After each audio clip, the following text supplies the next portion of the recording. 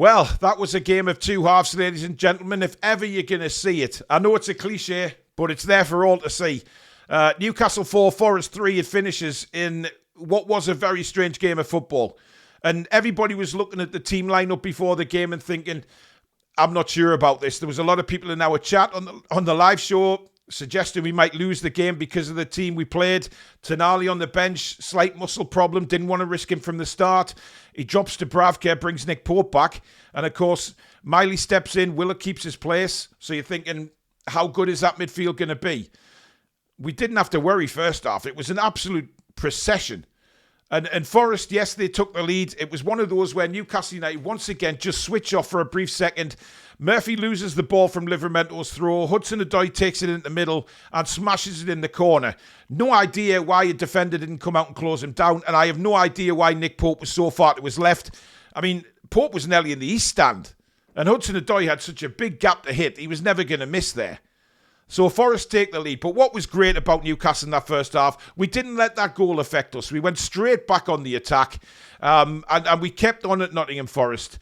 Matt Sells had a very interesting moment from a cross where he caught the ball and dropped it. And it went out for a corner because if he was standing in front of his goal, that would have been an own goal. It would have dropped in the net.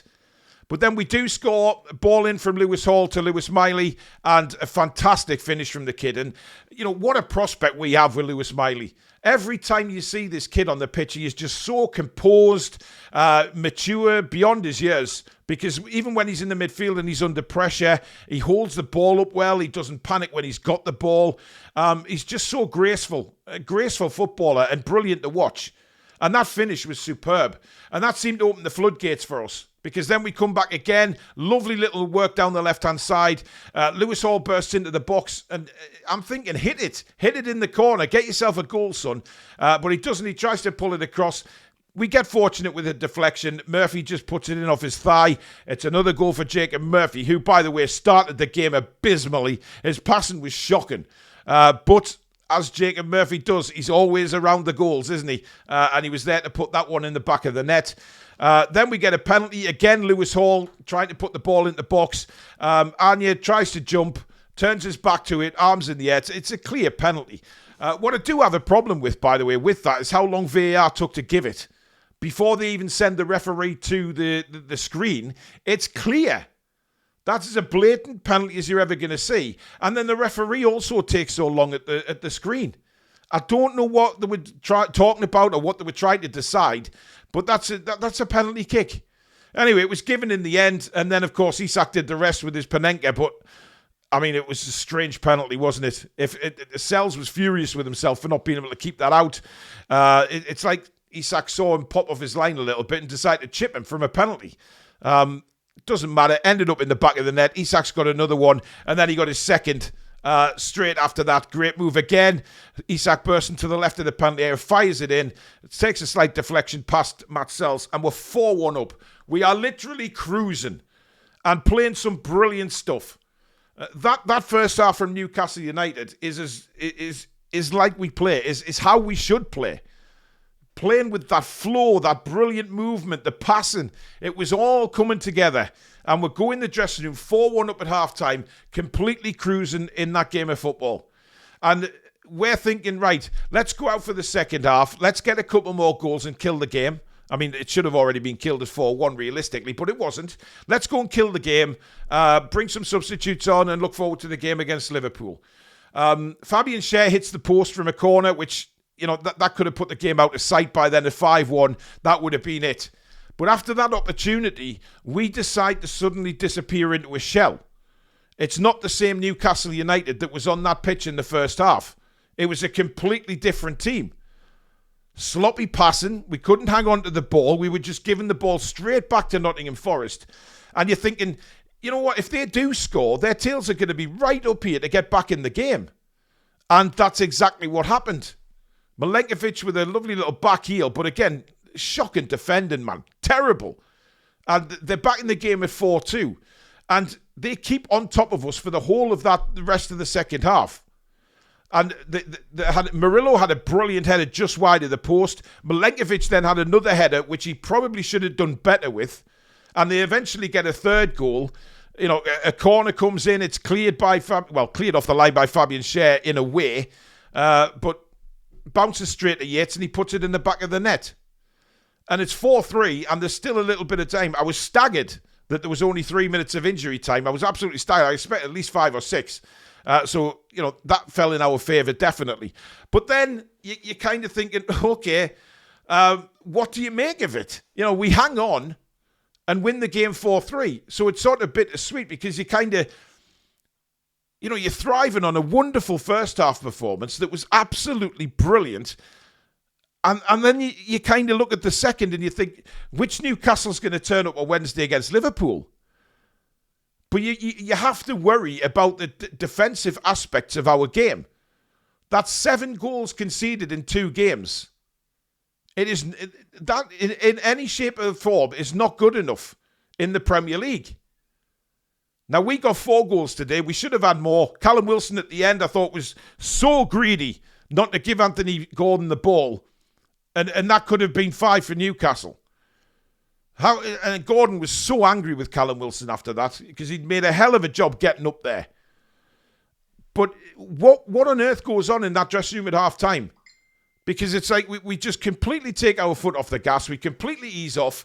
And, when Nottingham Forest get their second goal, of course they're going to be buoyed by that because they've dominated the second half and they think, right, we're perfectly capable of getting another 2 goals here and getting something out of this game when we look dead and buried at the end of the first half. You will not see a different 2 halves of football ever than what you've just seen today at St James's Park. An amazing performance first 45, dreadful second 45.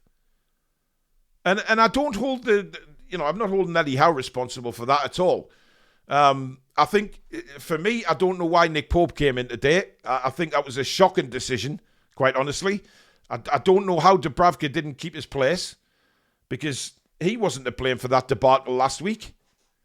But of course, the goalkeepers seem to, they take the majority of the punishment when they concede, the team concedes.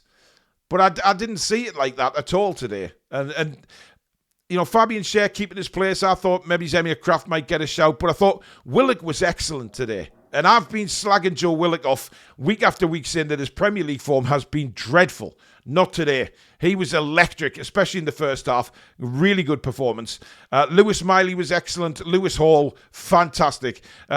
People have questioned him the last couple of weeks as well, but he was brilliant today. Absolutely brilliant.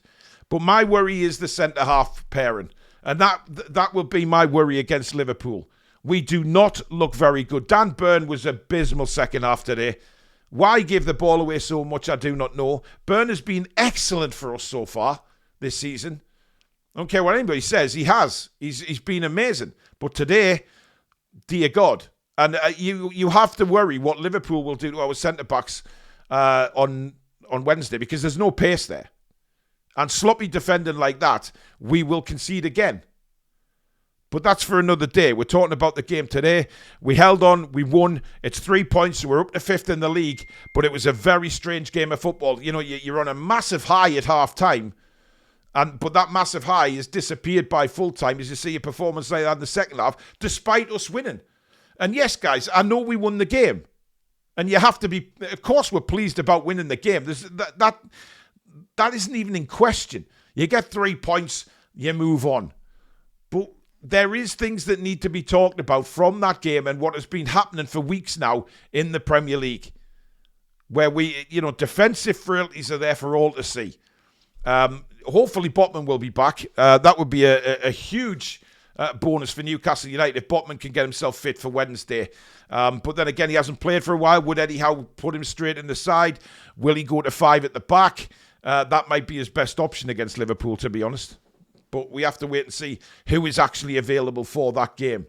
But all in all, delighted with the 3 points, but very concerned what I saw in the second half as to why a team that is playing so well in the first 45 minutes of a game of football comes out for the second half and puts on that performance.